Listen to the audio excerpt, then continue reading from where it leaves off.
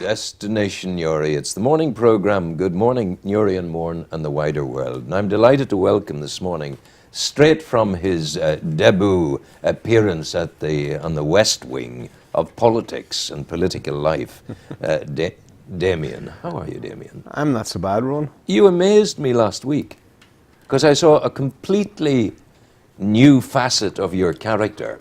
You immersed yourself in our political coverage. You did so with very considerable aplomb. You did so with great knowledge. You did so with a natural curiosity. You did so with a love for the dimension in which you moved. You were absolutely blinking brilliant. It's the talent that Destination Newry have at their fingertips. Just Not just me. I was only one of a whole load of. There was a whole team. I think what happened with you, I saw it, and nobody. I saw Andrew take you to the one side and open up the little panel, the little silver panel at the back of your neck, and put in a different memory stick. And suddenly it was Damien the politician was there. Well, you like to think what you do, you can do the best of your ability. But I'm just only one of 4 or 5 that was behind the scenes. No, hold on. We all done well. The work of politics is very specific, and it's very, very specialised. And you made it your own at the election, and well done to you. Well, PR's fun. PR's fun. You know, if they go and get these new machines and all that, it takes all that away because it's a strange animal when you start going down the card and all that, but it's good fun. You loved it. I witnessed it. This man absolutely loved it. As you indeed love your football and your GEA, but I'll take you to soccer first of all this morning. That fellow Roy Keane, is he fit to manage? Well, I know Damien says he could manage Celtic. Look, you could manage anybody Celtic. could manage Celtic at the minute, so right? Maybe that's all there is for Keane. Well, look, it would be a good move for him because it would get him back into full-time management, and like he wouldn't be under, but he wouldn't be under the pressure if he was in a Premiership team, right? Celtic's going to win the league next year, right? And he'll get well paid for it. Yeah, but listen, it's no surprise that O'Neill resigned to losing Keane. I can see O'Neill saying, thanks be to God, wiping his furrowed brow, the sweat thereof, because it was never going to be a marriage made in heaven. Keane is second fiddle to nobody. Well, yeah, he's his own man, but I thought actually the two of them working together, going well, but they haven't won anything yet with Ireland, so they're under a wee bit of pressure there. I think it's a good move from him. I think he'll... he may get it or not. If I was a betting man, I would say yes, he would get it. He will get it, sure. And he has played for them and all that. So yeah. Danny Hughes tells us, this is the head in the Irish News, back to their worst. Donegal may be effective, but they're still very hard to watch. What's that sentence about? Well, they may be effective, but still very hard to watch. I'll tell you what it is, Ron. It's exactly how they played the year before they won the All-Ireland. Jimmy has gone back Groundhog Day. He has put up, not alone has he put up a blanket, not alone has he parked 2 buses, not alone has he built a wall, not alone has he built... What are you talking about? I'm talking about Donegal. But I mean, where's the blankets coming into it? Where's Groundhog Day? There's a bee in a jam jar there somewhere. No, the bee in the jam jar wouldn't have got walking on that one because it's just how they set up their defensive system. It was horrible to watch. Really? And funny, I was talking to a boy last night, and he says, if they continue to do this, it will turn people off going football. Yeah. It was just horrible. And everybody that you read now, this last week, would say the same. Had to say Danny was looking well over in, where was that place where Cannes?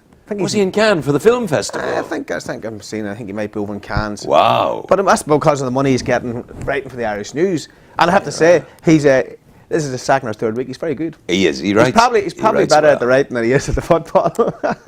How easily you reject a man. But it's amazing how he gave his physicality to Down. Yeah. He allowed himself to be hammered and broken on the anvil of the attempted success of the county. But sure, we've all done that. Isn't it wonderful? But it's wonderful how all these ex-footballers go into the media. Danny, I would like to apologise to you on my own behalf, and I do wish you to take account of my defence of you here, just in case I ever have to go in to what's it called? Danky Banky. What's that place called? Danske Bank. Is that where he works? I haven't a clue. That's he's in it. He is getting a nod there from my studio manager. Danske but Danny, Bank. he's our man anyway. It's our Hold great. on a minute now. Hold on. Okay. I'm not calling it a question. Danny Hughes' ability in the football. You said field. he can write better than he can play football. That means he was brilliant on football, and he's even better. better. He's very good now. Yeah. I have to say, I do enjoy his articles. So well done to Danny. Brilliant. Well done to Danny. Yeah. And then, of course, Rowan, Fermanagh and Antrim, two big guns going to battle. Yes. On Sunday. Isn't he a very ugly fellow? course. He must be the ugliest footballer I've ever seen. Have a look at that fellow there. What is that? That's Godzilla. That's a big, strong footballer wearing a beard. Some boy, I tell you. Oh, sorry, I've turned it around. You've turned it away from the bit. How am I going to know anything now? Well, I'll tell the you. little I know is dependent on this. Obviously, the Fermanagh link would be with Pete McGrath. Yeah. Now, Yeah. Barker. But Peter's new there. Yeah, He's he just is. in. Barker's complaining that the referees could give a backlash to his team on Sunday, and I have a notion he might be right. Uh-huh. Now, there's a couple of things going on within the rules at the minute about taking free kicks and advantage in free kicks. And you know the way, if there's a sideline ball, Yes. and you're running past somebody, and the referee decides you blocked them, Yes. so the ball's moved 13 metres into an advantage, more advantageous area. Yes. Yes. But the ball's not in play, so the kicker didn't actually kick the ball, so it should never be moved. The only time the ball can be moved is when the ball is being struck. Yes. Now here's another one, and I didn't know this, and there's a fair grey area in this. If it's a 45 given, right? Yes. And Is that a 50? yeah, 50, yeah, 45 or 50, right? And a player attempts to block or put off the player kicking the ball, then the referee can move it.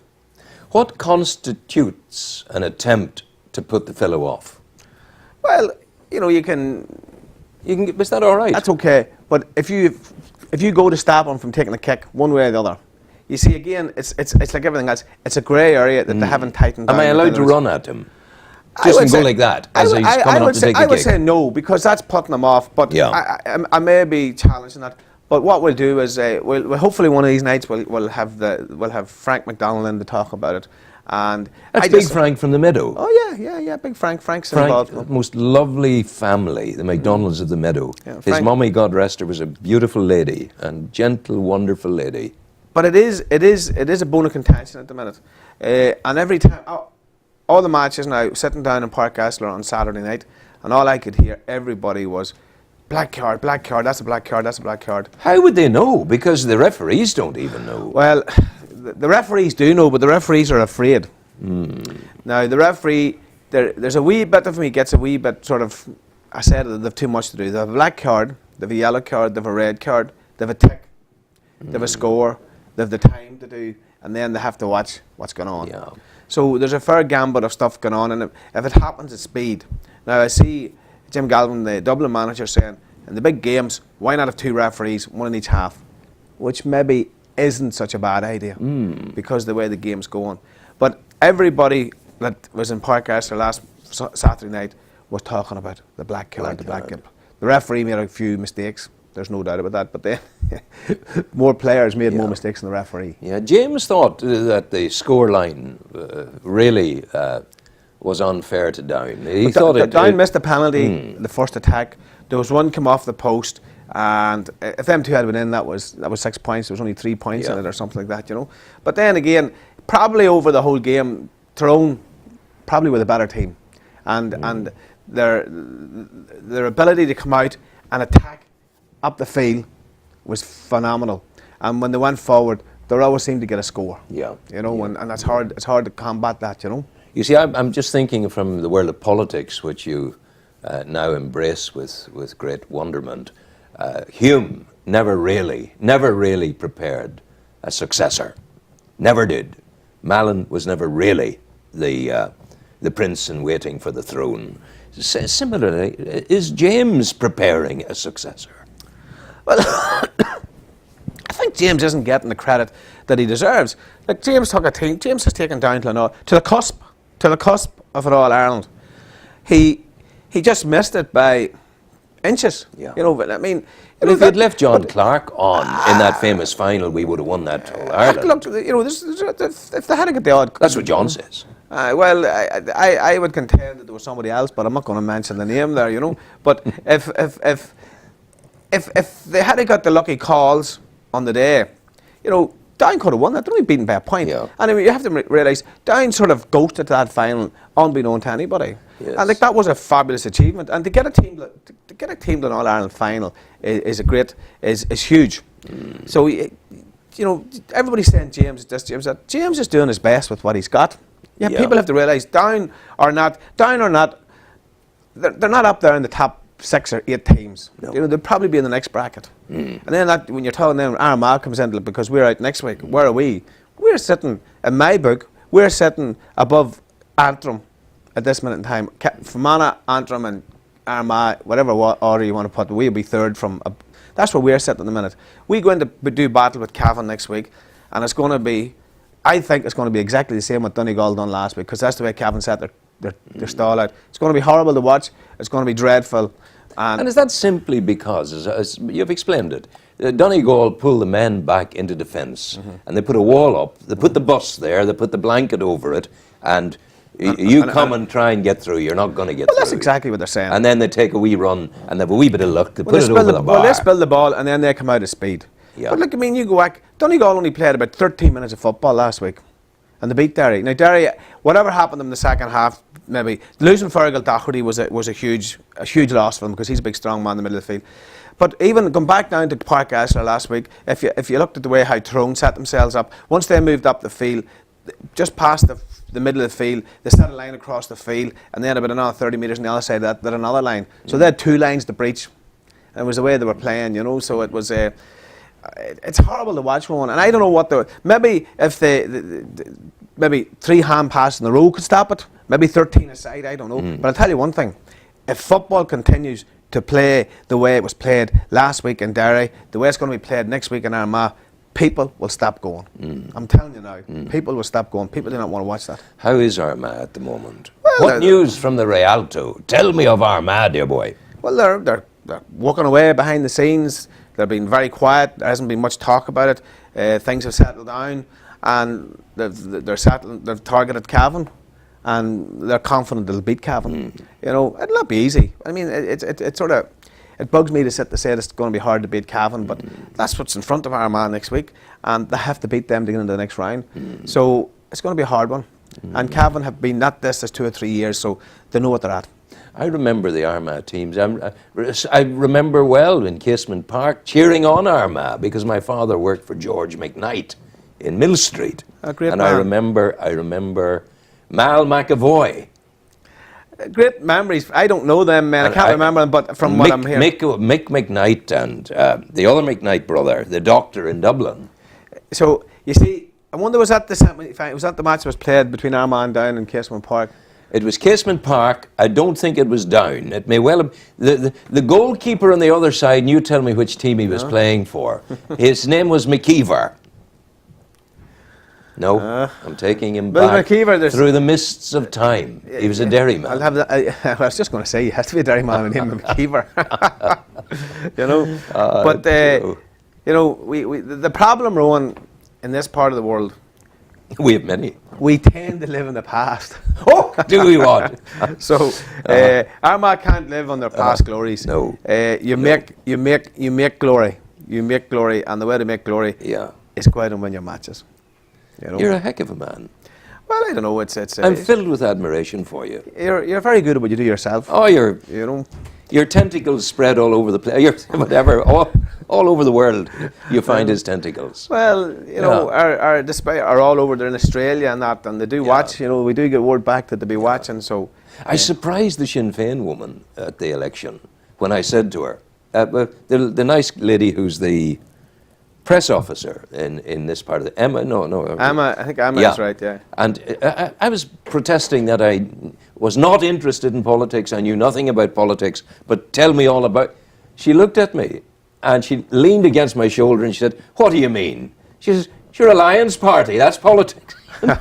So suddenly someone had remembered my provenance in the world somebody had told you. of Alliance. Yeah, you somebody see. had told you, you know. But I mean, you're very good. You're very good with people, and I would be less good with people these days because I've endured people for an awfully long time.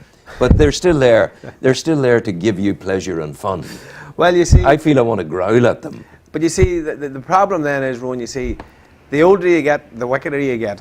Would that Is be that the the story? case? What is? I don't know, you know. Well, you do. I always believe every day is a new day. It's a new day. Every day. Every day. You learn something new. You learn something new. And every day you meet somebody nice. You meet somebody nice. And that's what it's about. And that's what it's about. That was Paul to the Corinthians, chapter 6, verse 22. Go well, take care. Bless you. Go well. Good to see you. Oh, by the way, before you go, there you are. There, that's, A bottle we've of that wine. hidden as a gift.